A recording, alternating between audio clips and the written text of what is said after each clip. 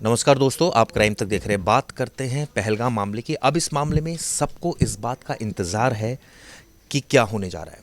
क्या air strike होगी, क्या वॉर होगी। ये सबको पता है कि परमाणु संपन्न देश हैं दोनों देश, यानी भारत और पाकिस्तान। ऐसे में एक कई सवाल उठते हैं। पहला, हमेशा पाकिस्तान ये गुस्ताखी करता रहता है और हमेशा कभी हम एयर स्ट्राइक करते हैं तो कभी ये करते हैं कि हम कुछ करेंगे, लेकिन हो नहीं पाता। ऐसे में अब जनता सवाल ये पूछ रही है कि क्या बीजेपी की सरकार अब इस मामले में क्या कदम उठाने जा रही है, यानी एनडीए सरकार क्या कदम उठाने जा रही है। इन तमाम मुद्दों पर बात करते हैं। हमारे साथ सुप्रतिम बैनर्जी, हमारे वरिष्ठ सहयोगी मौजूद हैं। सुप्रतिम भाई, सोशल मीडिया से लेकर और 13 दिन आज हो गए हैं और हर कोई एक ही बात कर रहा है कि एकदम युद्ध हो जाना चाहिए, एकदम जो है वो एयर स्ट्राइक हो जानी चाहिए, कम से कम एयर स्ट्राइक तो हो जाए। लोग ऐसे अब ये बोलने लगे हैं। पीओके में पिछली बार हमने करी दी थी, तो अब क्या होने जा रहा है। मतलब ये एक न्यूज़ चैनल्स पर मैं देख रहा हूँ कि एक लोग ये कमेंट करने लगे हैं कि भाई वॉर कहीं तो हो तो नहीं रही, लेकिन न्यूज़ चैनल पर ज़रूर हो रही है। देखिए तो चिराग, मैं आपको बताता हूँ, इस बार पाकिस्तान ने जो किया है ना, वो सारी हदों से आगे निकल गया है। 26 बेगुनाह लोगों का नाम और धर्म पूछ पूछ कर मारा जाना, आप समझिए कि इससे ज़्यादा अमानवीय और कुछ हो नहीं सकता। पूरा देश बहुत गुस्से में है और देश के लोग चाहते हैं कि इसका हिसाब हो। अब सवाल यह है कि हिसाब कैसे हो। कई लोग ये कह रहे हैं ना कि अरे सरकार कुछ नहीं करेगी, टाइम पास हो रहा है, अब तक तो मार देना चाहिए था। दो देशों का झगड़ा है, दो देशों की लड़ाई है, और ये ऐसी लड़ाई है जिसमें किसी भी तरफ से अगर स्ट्राइक हो, भारत की तरफ से ही होगा अलबत्ता, क्योंकि भारत ऑलरेडी जख्म अपने सीने में लिए हुए तड़प रहा है, तो भारत की तरफ से ही होगा। लेकिन अगर स्ट्राइक होगी तो बहुत से लोग मरेंगे और इसका कॉन्सिक्वेंसेस, यानी जो इसका आफ्टरमाथ है, वो भयानक हो सकता है। कितना होगा उसके बारे में कोई नहीं जानता, तो पूरा कैलकुलेशन करके तब कोई कार्रवाई होगी। ये जैसे चिराग, मैं आपको बताऊं ना, अभी मैं आपसे अनौपचारिक बातचीत कर रहा था। ये मोहल्ले की लड़ाई नहीं है कि सामने घर वाले ने हमें गालियां दे दी तो हम घर से डंडा लेकर निकल गए और जाकर उनके ऊपर हमला कर दिया, उन्होंने हम पर हमला कर दिया, एक दूसरे का सिर फोड़ दिया। ये वैसी लड़ाई नहीं है। ये ऐसी लड़ाई है जिसमें बड़ी तादाद में मौतें होंगी, लोग मरेंगे, भाई इंसान ही मरेंगे। ठीक है, तो कैलकुलेट करना उस लड़ाई को लेकर और एक एक स्टेप उठाने से पहले सोचना, ये बहुत ज़्यादा ज़रूरी है। एक मैं आपको उदाहरण देना चाहता हूँ। जब यूक्रेन और रशिया के बीच में जंग की शुरुआत हो रही थी, तब लोगों को यही अंदाज़ा था कि रशिया जो है वो सुपर पावर है, क्या नहीं है उसके पास, इतना संपन्न सब कुछ, और वो यूक्रेन का धुआं धुआं कर देगा। और ये जंग जो है मुश्किल से 1-2 महीने, इससे ज़्यादा तो 1-2 महीने भी किसी ने नहीं सोचा था, कुछ दिनों की बात सोची थी। चिराग, आपको याद होगा, अभी तो कितना साल तो पुरानी बात हो गई, अभी भी वो एक दूसरे को मार रहे हैं, एक दूसरे के ऊपर बम बारूद गोले बरसा रहे हैं। तो आप इस तरह की लड़ाइयों में जितना प्लान करके चलते हैं, कई बार चीज़ें उससे बहुत ज़्यादा डिस्प्रोपोर्शनेट तरीके से बढ़ जाती हैं, एस्केलेट हो जाती हैं और चीज़ों को संभालना मुश्किल हो जाता है। अब मैं चिराग आपको बताऊं, पाकिस्तान बार बार ये गीदड़ भपकी दे रहा है कि हमारे पास परमाणु बम है, हम कुछ कर देंगे, हम मार देंगे। आप देख रहे हैं ना, एक नेशन के तौर पर क्या वहाँ के राजनेताओं को ये कहना शोभा देता है? अभी तक रूस और यूक्रेन के बीच में भी जो जंग हो रही है, उसमें डायरेक्टली किसी ने ये नहीं कहा कि हम परमाणु बम मारेंगे। मतलब यूक्रेन तो चलो क्या कहेगा, लेकिन रूस ने भी कहा है, तो इशारों में कहा है, और वो भी तब कहा है कि अगर बहुत ज़्यादा कर दिया तो हम बेकाबू हो जाएंगे, फिर हमें रोकना मुश्किल हो जाएगा, इस तरह की बातें।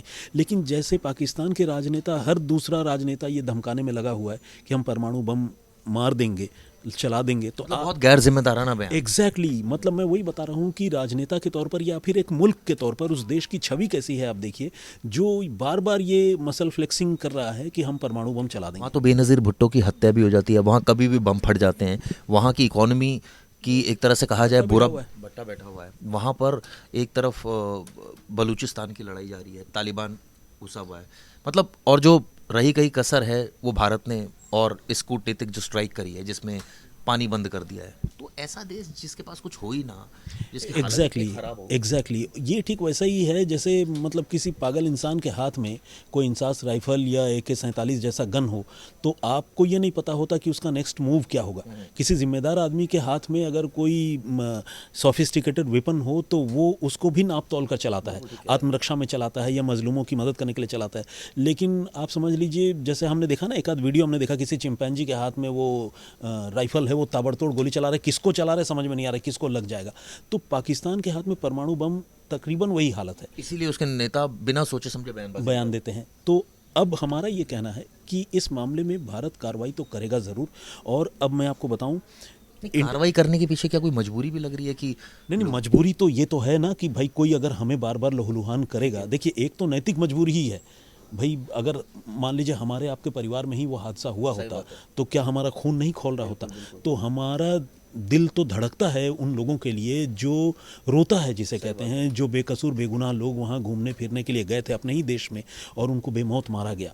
तो इस चीज़ का कोई प्रतिकार या प्रतिरोध तो होना चाहिए। ऐसा तो है नहीं कि आप मारते रहे और हम मरते रहें। एक तो ये बात है, नैतिक दबाव, मानवीय दबाव, इंसानी दबाव, ऐसे जो रक्त बीज हैं आतंकवादी, उनका सफाया करना, ये तो एक नैतिक दबाव है। दूसरा ये पॉलिटिकल प्रेशर भी है जिसके बारे में आपको बताना चाहता हूँ। इससे पहले नहीं मजबूरी कहें जो कहें आप, देखिए पॉलिटिकल प्रेशर को आप इंग्लिश में पॉलिटिकल प्रेशर कह रहे हैं, अगर आप हिंदी में कहें तो राजधर्म की बात करूंगा मैं, क्योंकि राजा की जिम्मेदारी होती है कि प्रजा की हिफाजत करे। ऐसी सरकार किस काम की जो जनता की हिफाजत न कर पाए। और अगर जनता एग्जैक्टली और अगर जनता बिल्कुल आप कह रहे थे आप सिर्फ जुबानी जमा खर्च करते रहें और लोग हमारे मरते रहें तो लोग कितने दिन बर्दाश्त करेंगे?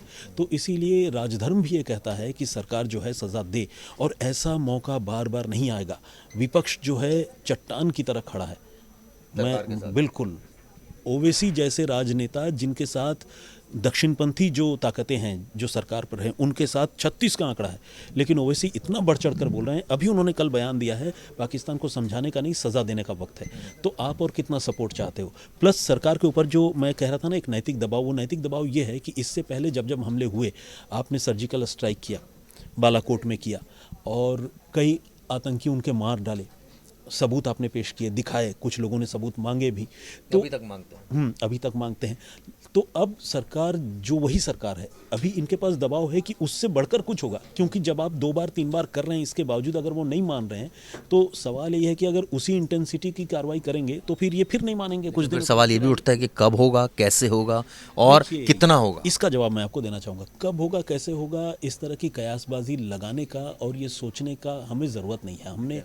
हमने ये हमारा एक डेमोक्रेटिक नेशन है, हमने अपने लोगों को चुना है, और जो प्रधानमंत्री है वो बीजेपी का नहीं, वो देश का प्रधानमंत्री है। अब ये उनकी जिम्मेदारी है कि वो ये तय करे, क्योंकि वो आज नहीं तो कल भाई कुर्सी से उनको हटना होगा या जनता के बीच में चुनाव के लिए भी जाना होगा। अगर आप परफॉर्म नहीं करेंगे, जनता की उम्मीदों पर खरे नहीं उतरेंगे, तो आप किस मुंह से वोट मांगने जाएंगे? तो पॉलिटिकल पार्टी को भी ये चीज़ें पता है। और कब होगा की जहाँ तक बात है, तो जैसा कि मैं आपसे अभी थोड़ी देर पहले बात कर रहा था तो कह रहा था, बहुत सारी चीज़ें देखनी पड़ती है चिराग।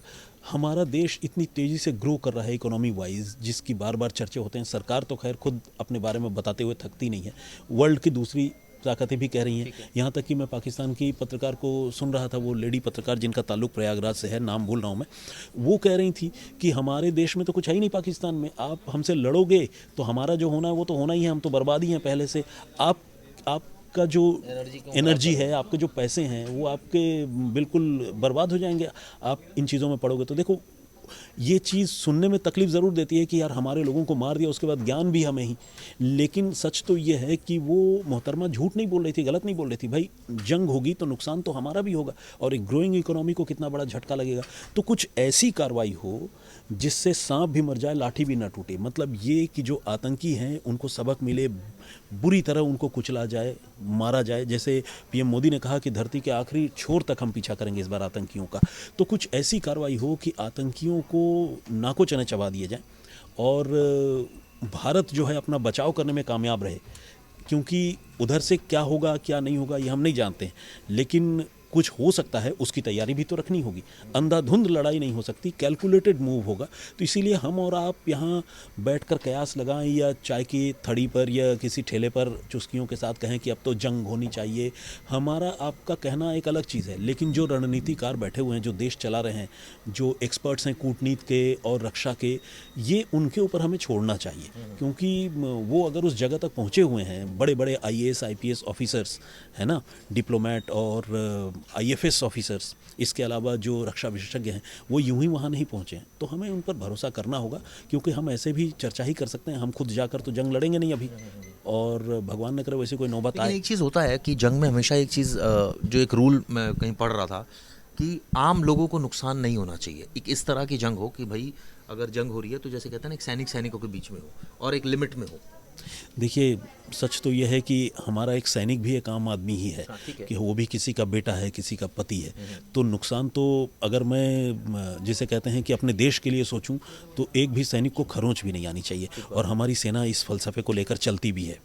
तो नुकसान तो नहीं होना चाहिए। बाकी सिविलियन की जहाँ तक बात है, तो कई बार हम कहते हैं ना कि जब बम कहीं गिरता है या फटता है, तो फिर वो डिस्क्रिमिनेट नहीं करता कि हम सैनिक को मारेंगे, किसको मारेंगे। वार फ्रंट, अगर मान लीजिए करगिल जैसी जगह पर लड़ाई हो रही है, या मान लीजिए बॉर्डर पे लड़ाई हो रही है, तो वहाँ बात समझ में आती है। लेकिन अब लड़ाई का वो लेवल नहीं रह गया है। अब एयर स्ट्राइक होती है, ऐसे मिसाइल्स हैं जो सैकड़ों सैकड़ों मील दूर आपके टारगेट को हिट करते हैं। तो एक मिसाइल जब सैकड़ों मील दूर जाकर किसी टारगेट को हिट करेगा, तो उस टारगेट के इर्द गिर्द कौन से लोग होंगे, सिविलियन होंगे या सिर्फ फौजी होंगे, इसकी गारंटी कौन एक देगा? चीज़ और, क्या परमाणु संपन्न होना पाकिस्तान का, ये हमारे लिए एक टेंशन की बात हमेशा रहती है? पूरे दुनिया के लिए टेंशन की बात है, चाहे वो पाकिस्तान हो या नॉर्थ कोरिया हो। क्योंकि नॉर्थ कोरिया में भी डेमोक्रेसी नहीं है, और पाकिस्तान में नाम की डेमोक्रेसी है, जिसका मैं तो कहता हूँ नॉर्थ कोरिया से भी बुरा हाल है। तो ऐसे मुल्कों के पास परमाणु हथियार होना वो अपने आप में बहुत ख़तरनाक बात है।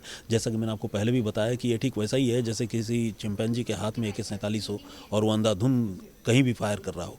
बार बार वहाँ के सरकारी जो नुमाइंदे हैं, जो हुकूमत में शामिल लोग हैं, वो कह रहे हैं हम परमाणु बम मार देंगे। मजाक है, परमाणु बम मार देंगे? आपको अगर आपके पास वो टेक्नोलॉजी आ गई है, तो आप इस तरह से इंटिमिडेट। और ये भी सवाल है, टेक्नोलॉजी क्या उनकी अपनी है या कहीं से, या आप इससे नहीं। पहले औपचारिक बातचीत में कह रहे थे? बिल्कुल नहीं, वो तो चोरी की टेक्नोलॉजी है। कहीं मेरे ख्याल से ईरान से ये वो लेकर आए थे। उनका अपना भी वो डेवलप किया हुआ नहीं है। तो उसके बारे में मतलब आप गूगल करके और पढ़ सकते हैं। लेकिन मैं कह रहा हूँ, चाहे चोरी की हो या जो हो, आप परमाणु हथियार दिखाकर धमकी दे रहे हैं। और इस दौर में कैलकुलेटेड वॉर का मतलब क्या है आपका? कैलकुलेटेड वॉर का मतलब ये है कि मारा भी जाए और साथ में ये समझाया भी जाए कि तुम जो है कोई मिस एडवेंचर करने की कोशिश मत करना। हमने तो इसलिए मारा क्योंकि तुमने हमें मारा था, हमारे लोगों को मारा था, और हमें उसका बदला लेना था क्योंकि तुमने गलत किया है, तुमने बेगुनाहों को मारा है। तो मारना भी प्लस एक कूटनीतिक और वैश्विक स्तर पर दबाव भी बनाना। और सच तो यह है कि पाकिस्तान आज की तारीख में ले देकर एक तुर्की और चीन को अगर छोड़ दिया जाए तो बिल्कुल अलग थलग पड़ा हुआ है। और तुर्की और चीन भी कितना साथ देंगे। हाँ सारी बातों के इतर एक बात तो सच है जी, कि रस्सी जल गई लेकिन बल नहीं गया। बिल्कुल। तो ये बेसिकली जो देश भी होते हैं ना चिराग, वो इंसानों की तरह ही होते हैं, उनका मिजाज भी इंसानों की तरह होता है। तभी हमारे जो पूर्व प्रधानमंत्री थे वाजपेयी जी, उन्होंने कहा था कि आप दोस्त तो बना सकते हैं अपनी मर्जी से, लेकिन पड़ोसी जो है आपको मिलते हैं वो आप चेंज नहीं कर सकते। तो हमारा पड़ोसी ऐसा ही है जो बम फोड़ने में, दूसरों को अशांत करने में खुद बर्बाद हुए पड़े हैं। अपना घर उनसे संभलता नहीं, वो दूसरों के यहाँ जिहाद और जंग की बात करते हैं। उनके जो आर्मी के जनरल हैं आसिम मुनीर, उन्होंने कैसा भाषण दिया। और उनको बुलाया कहाँ गया था? उनको बुलाया गया था जो पाकिस्तान के फॉरेन में बसे हुए लोग हैं, जो ग्लोबली और मतलब पूरे ग्लोब में हैं और पाकिस्तान को सर्व कर रहे हैं, पाकिस्तान के बड़े सिटीजन। जैसा हमारे यहाँ NRI होता है ना, नॉन रेसिडेंट इंडियंस, वहाँ नॉन रेसिडेंट पाकिस्तानीज जो है उनका एक समिट था। तो उसमें तरक्की की बात होनी थी। और ये जनाब आसिम मुनीर वहाँ बात कर रहे थे कि हम हिंदू के साथ नहीं रह सकते, हम मुसलमान हैं, हमारे पुरखों ने पहले ही पहचान पाकिस्तान की आम जनता जिनको कोई सरोकार नहीं है इन सब चीज़ों से, वो जो रोजगार को पसंद करती है, जो तरक्की को पसंद करती है, जो डेवलपमेंट में बिलीव करती है, उनको तकलीफ नहीं होती होगी सब चीज़ें देखकर? तकलीफ़ होती है, बिल्कुल होती है। पाकिस्तान की आवाम परेशान है। जितनी नफ़रत वहाँ के आवाम में आज की तारीख में अपने फ़ौज के लिए है, उतनी शायद किसी और के लिए हो। लेकिन ये भी आउटराइटली हम नहीं कह सकते हैं कि आम जनता को कोई सरोकार नहीं है।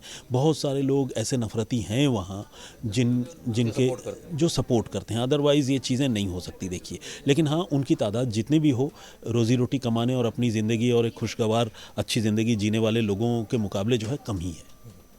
तो पूरा बहुत अच्छा एनालिसिस किया हमारे वरिष्ठ सहयोगी थे सुप्रतिम बनर्जी, बता रहे थे कि पाकिस्तान की हालत क्या है, हाथ में कटोरा है और स्थिति ये है कि जीडीपी का बुरा हाल है। 60% जीडीपी कर्ज में डूबी हुई है और ये उसके बावजूद जंग की बातें करते हैं, परमाणु हमले की बातें करते हैं। ये वीडियो दोस्तों आपको कैसी लगी ज़रूर बताइएगा। शुक्रिया।